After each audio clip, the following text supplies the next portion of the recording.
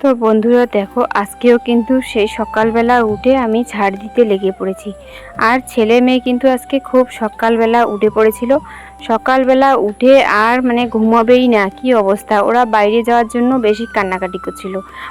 একবার যদি ওদের ঘুম ভেঙে গেল সকালবেলা, ওদেরকে বাইরে নিয়ে যেতেই হবে, এরকম একটা অভ্যাস হয়েছে। তো বাবার বাড়িতে থাকতে কিন্তু বাবা কি করেছিল, আমি না উঠতেই বাবা উঠে, সেই সকালবেলা উঠে তো বাবা, তাই কিন্তু কি করে ছেলে মেয়েকে দুজনকেই, মা আর বাবা, একটু কোলে নিয়ে সকালবেলা ঘোরে।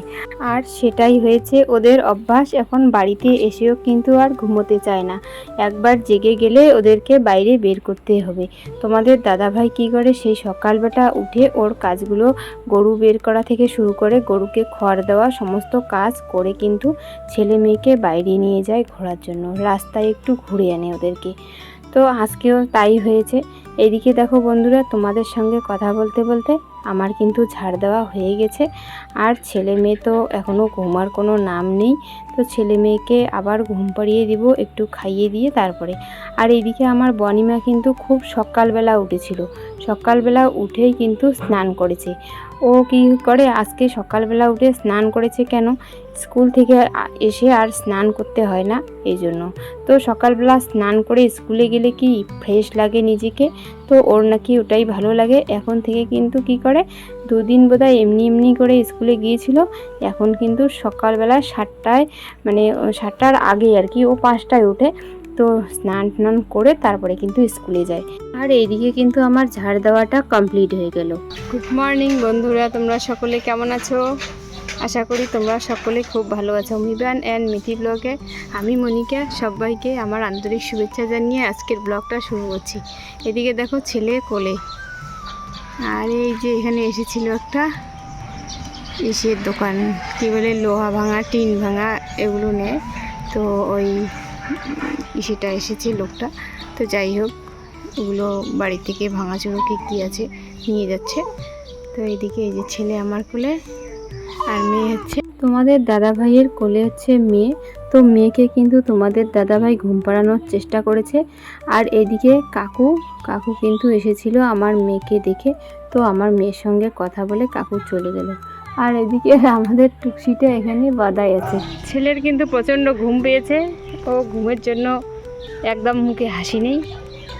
তো এখনই ঘুমিয়ে পড়বে। আর তোমাদের দাদাভাই মেয়েকে হাওয়া করছে, মেয়ে কিন্তু ঘুমিয়ে পড়বে। এই যে আমার টুনটুন মাটা পাখি ঘুমু পাইছে। আর এই যে দুষ্টু, আমার দুষ্টু, এই যে আমার দুষ্টু। কাল হঠাৎ করে বিকেলবেলা আকাশটা খারাপ হয়ে যাওয়ার কারণে কিন্তু সোনাদের কয়েকটা কাপড় শুকোতে বাকি আছে আর কি। সেই কাপড়গুলো আমি ভেজাই ঘরে চেয়ারের মধ্যে রেখে দিয়েছিলাম। তো সেগুলো আমি মায়ের ঘর থেকে বের করে এখনই কিন্তু শুকোতে দিচ্ছি, কারণ এখন রোদ্রু উঠে গেছে যার জন্য। ছেলে মেয়ে তো এখন ঘুমোচ্ছে, ছেলে উঠে পড়েছে ঘুম থেকে। আর তোমাদের দাদাভাই ওই সুযোগে গিয়েছিল বাজারে, তো বাজার করে নিয়ে এসেছে তেল, আর এনেছে হচ্ছে পটল। এই যে পটল, আর এখানে কাঁচা লঙ্কা আছে, আর এখানে আছে বেগুন। বেগুনগুলো অতটা ভালো নয়, তো এনেছে এখানে চা পাতা, আর চিনি এনেছে, আর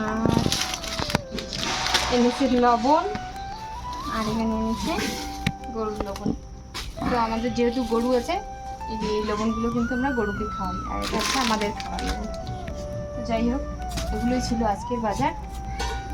তো কী রান্না করা যায় দেখবো। আজকে এমনিতে আমাদের নিরামিষ, আজকে নিরামিষ রান্না হবে। চলো একবারে দেখা হবে রান্না হবে। আজকে গরমটা একটু বেশি পড়েছে, তো আজকে আমাদের নিরামিষ। মা কিন্তু ভাত বসিয়ে দিয়েছে। তো ভাত বসিয়ে দিয়েছে, আমি কি করলাম, গাছ থেকে একটা পেঁপে পেড়ে এনে মাকে কেটে দিচ্ছি, কারণ নিরামিষ যেহেতু, তো তার জন্য পেঁপেটা কেটে দিচ্ছি। কেন, ডালের মধ্যে দিবে, মুগ ডালে পেঁপেটা কিন্তু খুব ভালো লাগে। আর তোমাদের দাদাভাইও পছন্দ করে পেঁপে, আমিও পছন্দ করি। তো মাও খায়, আমার বড়িমা কিন্তু খেতে একটু কম পছন্দ করে। তো মা ডাল বসিয়ে দিয়েছে জন্য তাড়াহুড়ো করে কিন্তু আমি পেঁপেটা কেটে দিচ্ছি। তো ডালের মধ্যে দিয়ে দিবে। আর মুগ ডাল আজকে মাকে বলেছি নামার সময় একটু ঘি দিয়ে তারপরে কিন্তু ডালটা নামিয়ে নেবে। তো মা যেহেতু এদিকে রান্না করছে, আমি কিন্তু সবার জন্য বানাচ্ছি বেলের শরবত। আর গরমটাও পড়েছে প্রচণ্ড। তো দেখো বেলটা কিন্তু মাটিতে পড়াতে, মানে গাছ থেকে মাটিতে পড়াতে কি হয়েছিল, বেলটা কিন্তু ফেটে গেছে। আর মানে সম্পূর্ণটাই ফাটেনি। তো আমি কি করেছি, বেলটাকে একটু ভালো করে দু টুকরো করে নিয়ে তারপরে কিন্তু চামচ দিয়ে এইভাবে মানে বেলটাকে করছি। তো যাই হোক, আমার মেয়ে কিন্তু দিয়ে দিচ্ছে কি বলে চিনি শরবতটার মধ্যে, আর আমি একটুখানি লবণ দিয়েছি, লেবু চিপে দিয়েছি।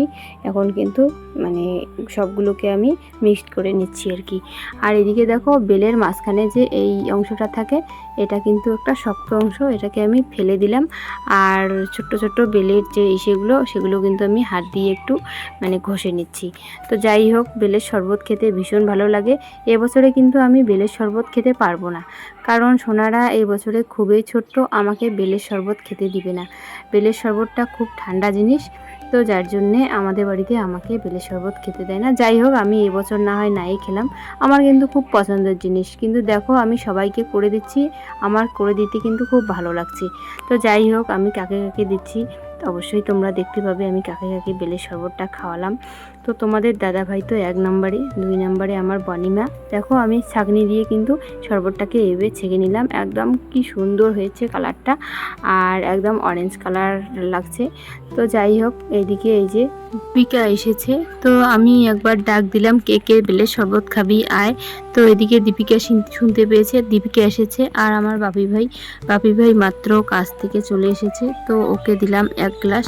আর এদিকে ওই যে পিছনে আমার বুড়ো বাবাটা এসেছে, তো বুড়ো বাবাকে কিন্তু 1 গ্লাস দেবো। তো যাই হোক, এরা খুব ভালোবাসে খেতে, আমিও বানাতে খুব ভালোবাসি আর খেতেও ভালোবাসি। এইদিকে দেখো আমার সোনামাটা ওর সোনামার কোলে, আর সোনা পাপ্পাটা ওর কাকাইয়ের কোলে। তো বন্ধুরা দেখো, ওইদিকে শরবত সবাইকে খাইয়ে আমি চলে এসেছি দুপুরের খাবার খেতে।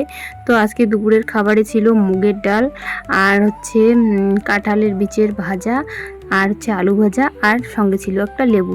তো যাই হোক, এটা দিয়ে আজকে খেয়ে নিচ্ছি। আর তোমাদের দাদাভাই বনিমা ওরা সবাই আগে খেয়ে নিয়েছে। তো খাওয়া দাওয়া করে তারপরে কিন্তু তোমাদের দাদাভাই বনিমা ওরা কিন্তু যাচ্ছে প্রসাদ খেতে।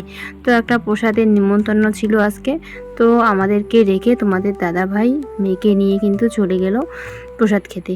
তো যাই হোক, তো বন্ধুরা এদিকে তোমাদের দাদাভাই এসে গেছে প্রসাদ খেয়ে, আর ছেলে কিন্তু একদম গাড়িতে ওঠার জন্য ব্যস্ত হয়ে গেছে। তো ছেলেকে নিয়ে তোমাদের দাদাভাই একটু ঘুরতে গেল বাইকে, তো পাশেই আমাদের এই যে সামনাটাতে আর কি।